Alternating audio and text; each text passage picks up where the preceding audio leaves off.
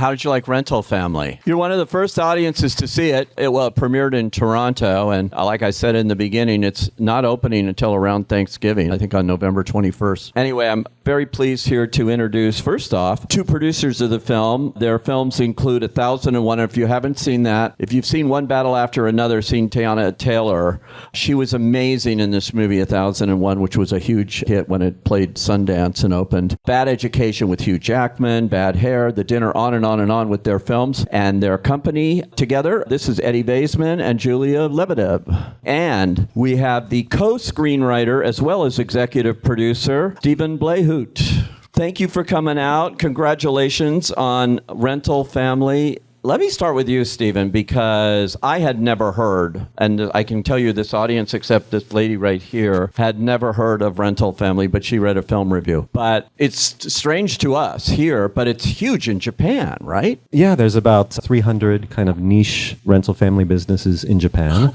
And what we found out is that it actually began in the 1980s. And what happened was that a company down south in Japan decided that they did not want to give their workers time off to go see their parents up north. So they hired actors to play their workers. And then what was funny is later on they found out that the parents were okay with it. So great idea for a movie. Yeah, great idea. And then slowly, these rental families started to pop up all around Japan. It's like crazy. So you read about it or something that... Yeah, Hikari and I were working together in Japan in 2018. And you were a cinematographer. I was a cinematographer. And one day it was just like, okay, I'm just going to look up what are American jobs in Japan. And Rental Family came up number 2. Number 1 was Cuddle Companion, where you get paid by the hour to cuddle with people. Wow. Which also makes an interesting film. But we thought about it, and it was one of those ideas that we kept on coming back to. We're like, this Rental Family, there's something there. And then finally, when COVID happened, there was a moment for us to kind of sit down, work together, and write. And that's when we fortunately met sight unseen in Julie and Eddie. Yeah, Julie, and you go by Julie, even though it's Julia on the credits there. Tell me how this all came about and how you got this produced. I read off a few of your credits, as you are able to get movies made. So we try our best. So we met Hikari and Stephen when they had a kind of an idea, and it wasn't fully fleshed out, but obviously the concept was very intriguing. It sounded a little bit wacky, a little bit weird, funny, but also there was some sadness behind it. Like, why is there a need for this? We were big fans of Hikari at the time. We had seen her first film, 37 Seconds, which is phenomenal, that Stephen also worked on, if you haven't seen it. And so we kind of jumped in, we developed the script together over COVID, and then got it set up and went to Japan and made it. So we were kind of along the ride for most of it, but they came to us with the idea. Oh, and they were fantastic and nurturing throughout. So they gave us a lot of room to play and develop the script, and all their notes were wonderful. That's nice hearing from a writer that all of the notes were wonderful, because that's not always the case. Eddie, you are making a picture here in Japan on location where most of the crew probably and the actors don't speak English. That's right. And how is that in terms of, because you're on the set every day, I understand. We are. It was an incredible experience. Working in Japan was a dream in many ways, and I think for any producer, when you find out you get to go abroad to a place like Japan to make a movie, it's thrilling. It's very true that very few people spoke English, and we had excellent translators, and we had an amazing crew, but it was certainly a challenge trying to figure out how to make a movie in Japan with a US studio, with Searchlight, which is a Disney-owned company. So finding a synergy between those two things was very hard, but ultimately, I think we did it. Thankfully, the crew was lovely. We were there for long enough that we got to figure out how to kind of navigate the waters, so to speak. And once we started production, we were kind of up and running, and we were going, and we were running around the city doing our thing, and it was a really unique experience in every way. You know, Stephen, this reminds me of the movies that studios used to love to make, and I swear to God, they don't do them anymore. It's so rare to get one through that system, and that's an original, that's something like that. But you had the advantage of having someone who had just won the Academy Award for Best Actor, Brendan Fraser. And this is his first film since then. A lot of actors are then, I just won the Oscar, I'm going to what am I going to do next, and everything. This is what he chose. It was fortuitous with Brendan because we were looking for the right actor, and Brendan had just come out with A Whale, and Hikari and I went to go see it at a BAFTA screening. And we were sitting there, and it was a strange kind of Q&A because Brendan was actually sick with COVID. So he wasn't there, but they decided to project him on the screen. So he's like 30 feet tall, and he's above all the other actors, and all you see is Brendan Fraser's face. And he's so giving, so kind, so generous to his actors. I'm sitting there next to Hikari, and in my head at the time, I'm thinking to myself, oh, this is her actor. She's going to pursue this.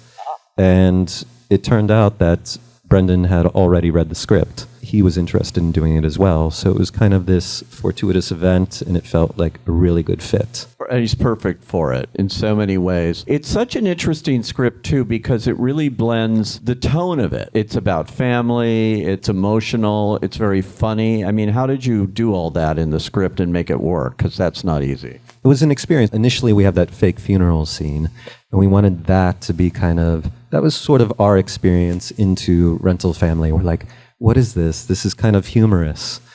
But then as the film progresses, we wanted to kind of peel back the layers of it, and we wanted it to be a little bit more serious as the film progressed. So that was kind of the direction we were going. And we knew we wanted it to begin with a fake funeral, end with a real funeral. And at the same time, there are these certain moments that you're experiencing in life. And Hikari and I were talking a lot about that. Our parents dying in the future.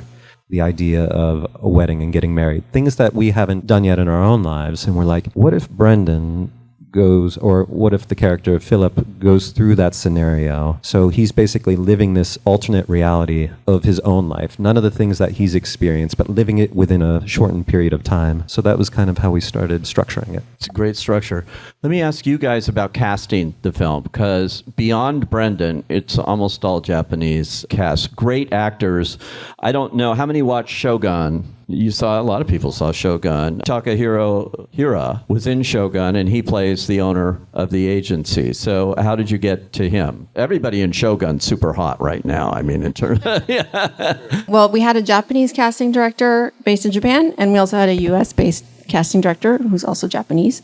And so Hikari had met with a few people, but Takahiro was kind of at the top of the list from Go. Same with Mari Yamamoto. And Akira was like a dream, in Japan, as famous as he is in the movie, like recognizable. And so for her, that was kind of a dream come true to work with an actor. Well, he's like a legend, Yeah. legendary actor playing a legendary actor. So Exactly. It was a little bit meta. So working with him was such an honor and a privilege. And even some of the actors who U.S. audiences won't recognize played smaller parts, but in Japan are very famous, celebrated, with many accolades, who came on to do smaller bits. The parents of the bride, for example, we had a whole sort of greeting ceremony from them because of the caliber of the actor they are. It's expected. So that was a little bit of Eddie and my learning curve as well, is how you acknowledge people, and sort of their involvement is very important there. And so they are recognizable faces in Japan. They're sort of household names. And how'd you find the little girl? Let me see, Shannon Gorman. Exhaustive search around the world. Hikari saw many, many, many young actresses, and I remember when she saw Shannon, I think she kind of knew right away. Shannon was so special, so kind and sweet, and she, even at such a young age, in the audition process, she showed such empathy and maturity. And so I think we knew relatively quickly that once we got to her, that was going to be our Shannon. She's so perfect. She really in is. it. Yeah. And she's so fun to work with. It was the best. Yeah. Talk about all those locations around Japan. I would think this would be super expensive. Like, why not just shoot it at Yamashiro restaurant here? We scouted. We wanted it to feel authentic. I think Stephen and Hikari always talked about it also being a love letter to Japan. And Japan is beautiful and has so many iconic locations. And so we really tried to capture various parts of the city. It was less about it being expensive. It was more about availability and when we could figure things out. There were times when if a location changes its mind on the day, then you just can't shoot there. And there's no way around it. Really? Yes. So that, as maybe you can imagine for us, the producers, was very challenging, one of the challenging things, but we figured our way out through it. But we really tried to capture Japan, and we went all over the place. I think we did a pretty good job doing it. I mean, it feels very authentic, I think, and shows you all of Japan, beautiful, stunning parts of it. The island, which was incredible. That tree should have its own name in the credits. It's remarkable. Our locations department did a phenomenal job, incredible job. Very little is on a stage. Most of what you see is our Almost none of it, real yeah. apartments, Yeah. real, shrines, Practical location. real trains. Very little stage work. What was the shooting schedule? How many days? 345. Wow. We were there for a long time. How many days was the shoot? Somewhere between 40 and 50. Yeah, it was a long shoot. That is a long It shoot. was a long shoot and a long prep, yeah. We had travel. Amakusa, the island that they go to, we shot on the ferry. That's a real place. It took a while. Tokyo's huge. So getting around in Tokyo, it takes a long time. And things like the elevators are small. And if you're shooting on the third floor, you have to go up 10 times. It's just different. We didn't think about those things until we got there. And then it was like, oh, okay. That's why we need another week to shoot this location. Now I understand.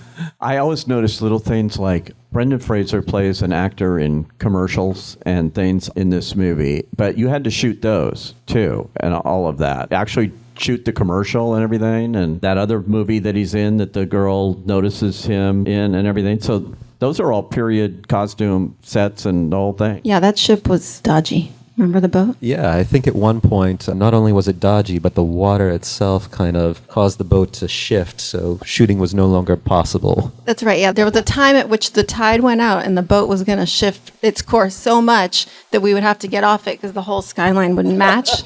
So that was, interesting. I remember pacing a lot that day, like major pacing. You didn't back know and you were forth. doing this massive epic, with Exactly.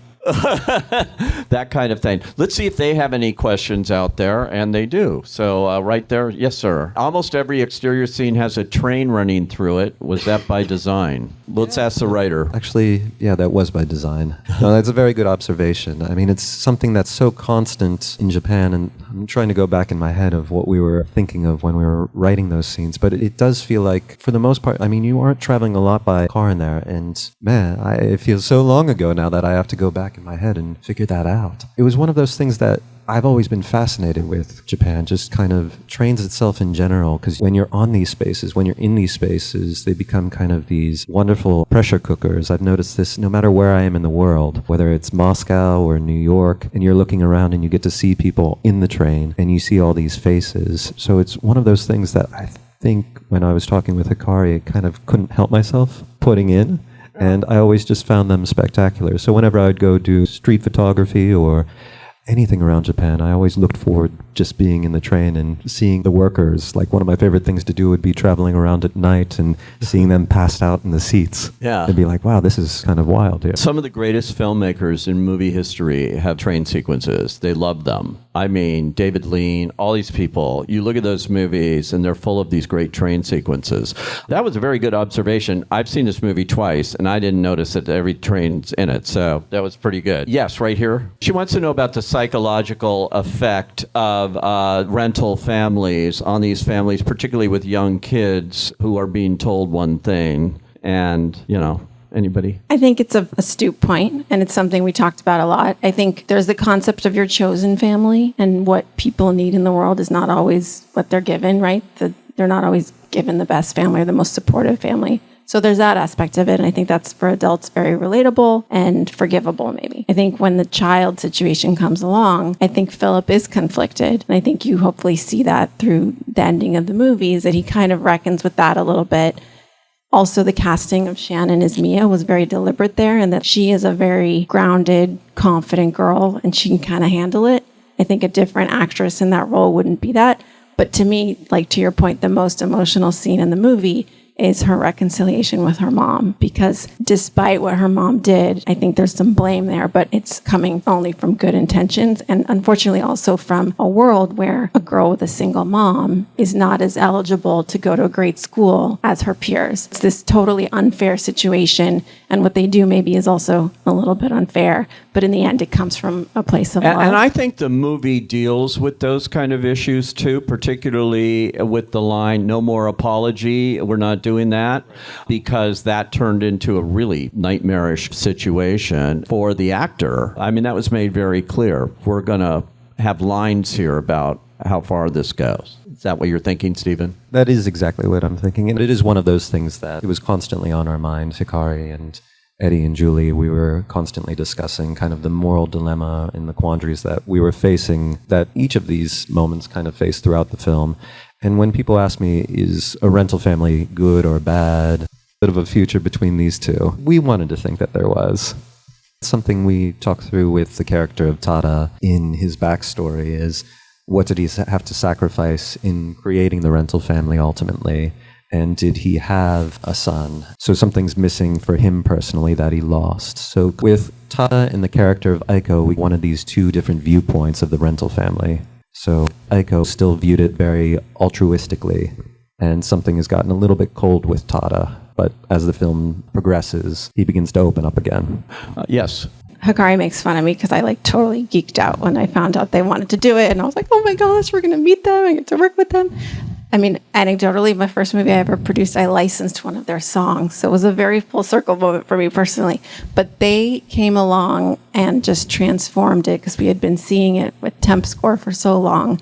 And Hikari, I don't know if you noticed, but she even has a credit as one of the singers because they really got in the room together and made music, like literally for this movie. And she sang along on some of the funeral track, which was just stunning.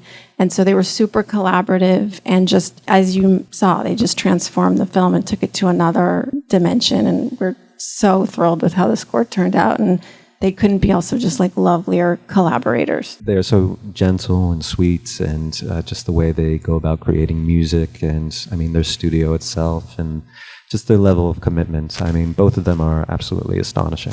Amazing. Great score. One more. Yep.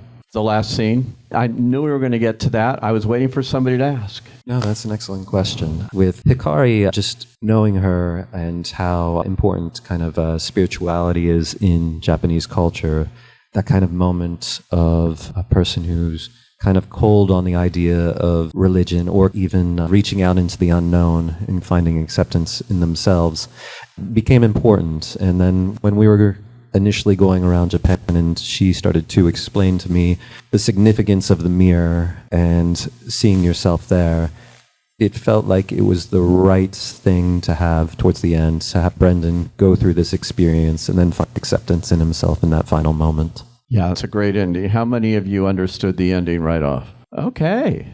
It's really good. Pretty good. Do you find people asking you a lot about the ending? No, this is actually kind of the first time I've had a chance to kind of actually sit down and... This is your first Q&A.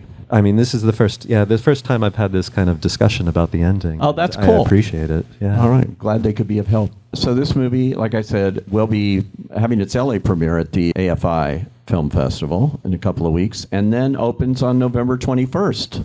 So tell everybody you know that you saw a really nice movie, Rental Family. Thanks for coming out. Thanks, guys. Thank you, guys.